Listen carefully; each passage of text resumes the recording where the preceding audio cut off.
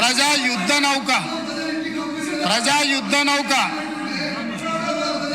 యుద్ధ నౌక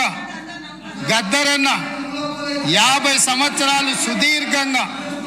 ఈ తెలంగాణ ప్రజల పక్షాన గలం విప్పి గజ్జగట్టి గొంగళేసుకొని తండాలలో గూడాలలో మారుమూల పల్లెల్లో ఈ దేశంలోనే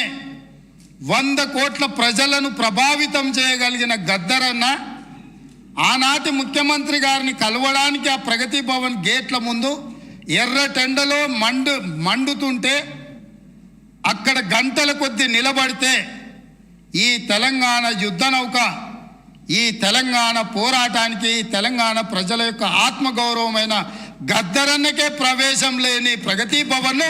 ఇవాళ బద్దలు కొట్టి నా 4 కోట్ల తెలంగాణ ప్రజలు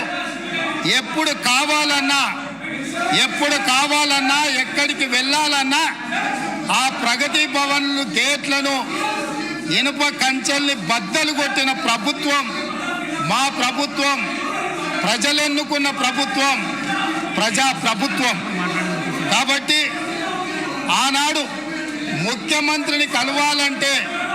మంత్రులకు ప్రవేశం లేదు. ముఖ్యమంత్రిని కలవాలంటే తెలంగాణను సాధించిన తెలంగాణ ఉద్యమానికి ఊపిరులూదిన గద్దరన్నకు ప్రవేశం లేదు. కానీ ఈనాడు దళితులు, గిరిజనులు, బలహీన వర్గాలు, మైనారిటీలు, మహిళలు ఎవరైనా అక్కడికి వెళ్ళి మా సమస్య ఉన్నది అనంటే ఈ ప్రభుత్వం వినడానికి సిద్ధంగా ఉన్నది అని చెప్పి ఈ తెలంగాణ ప్రజలకు స్వేచ్ఛనిచ్చిన ప్రభుత్వం, ప్రజా ప్రభుత్వం, ప్రజలెన్నుకున్న ప్రభుత్వం ఈరోజు ఇక్కడ ఉన్నది.